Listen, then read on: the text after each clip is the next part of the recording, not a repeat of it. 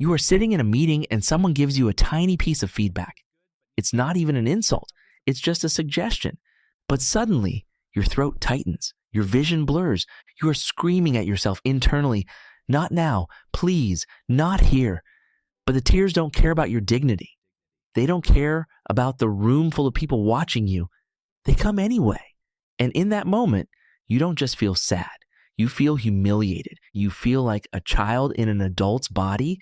You've spent your entire life apologizing for your eyes. You've mastered the art of the bathroom stall reset, splashing cold water on your face, praying the redness fades before you have to walk back out.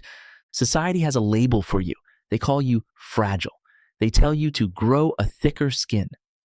And after years of fighting your own biology, you've started to believe them. You've started to view your sensitivity as a career liability and a social curse. But what if your tears aren't a leak in a broken system? What if they are the exhaust fumes of a high-performance engine that is simply running too hot?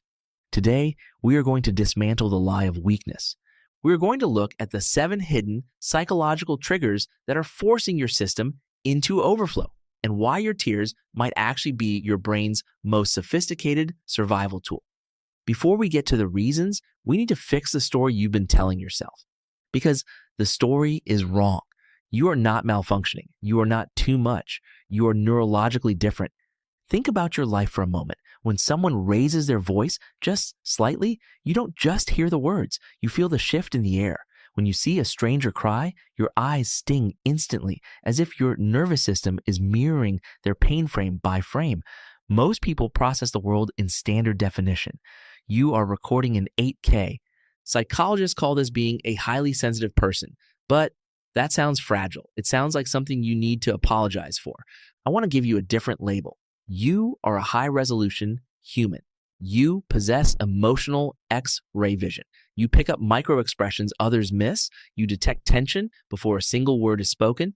You absorb more emotional data in 1 minute than most people process all day. Your tears are not a sign of a broken spirit. They are the overflow of a high-performance engine. When your mind processes the world at this level of depth, the pressure builds quickly. Your tears are simply the release valve that keeps your system from overheating. You don't cry because you are weak. You cry because you are running a more advanced operating system than the people telling you to calm down. It's not a defect. It's precision. And it's time to understand the machinery behind it. To understand why your release valve is so sensitive, we have to look at your hardware, because this isn't just personality, it is biology. Research shows that your brain is physically wired to process information differently than the other 80% of the population. Neuroscience has identified 3 specific upgrades in your hardware that explain why your system hits the overflow point so quickly. First, you lack a filter. Neuroscientists call this low latent inhibition. Most brains are designed to ignore 90% of what they see to save energy. They treat the background noise as irrelevant, but your brain treats everything as relevant. You process the texture of the chair, the hum of the refrigerator, and the micro shift in the mood of the person sitting next to you all at once. This is why you get overwhelmed. Your RAM is constantly full. Second, your mirror neurons are hyperactive. These are the neurons that allow us to empathize. For you, they aren't just active, they are hyper-responsive. You don't just understand that someone is hurting, you physically feel their pain in your own chest. You are an emotional sponge in a world full of spills. Third, you have a greater depth of processing. While others engage in shallow processing, just reacting to what is in front of them, your brain engages in deep semantic encoding. You are unconsciously connecting the current moment to your past memories and predicting future outcomes. You aren't overthinking. You are running a complex simulation to ensure the best possible outcome. When these 3 systems peak at the same time, the pressure builds up. The tears are not a sign of a broken heart. They are the physical evidence of a brain that is working overtime to process a world that is simply too loud. If crying easily was a weakness, evolution would have deleted it, but it didn't. It kept it. Why? Because the tribe needs the super sensor. In ancient times, the warriors, the non-sensitive majority, were essential for hunting and fighting. They were bold, risk-taking, and blunt. But a tribe of only warriors would die. They would rush into danger without a plan. The tribe needed royal advisors. That is you. You were the one who noticed the weather changing before the storm hit. You were the one who sensed the neighboring tribe was lying during a negotiation. Your weakness is actually a sophisticated early warning system. Society today is loud, fast, and aggressive. It is built for the warriors. That is why you feel out of place. But do not mistake being out of place for being without value. Your tears are the signal that the environment is too much, too fast, or too dishonest. You are the emotional compass of the group. Here are the 7 hidden reasons your system is set to overflow and the power behind them. Reason 1, high capacity processing. You don't cry because of a minor setback. You cry because your brain is a high capacity hard drive that has been recording every detail for months. Your tears are the system purge that prevents a total burnout. It's not a crash, it's a maintenance cycle for a superior processor. Reason 2, hyper-empathy resonance. Your mirror neurons are elite. When you see pain, your brain doesn't just observe it, it simulates it. This isn't being soft. It's a radical human capability. You are a biological bridge between people. Your tears are the proof of your profound social intelligence. Reason 3, sensory precision.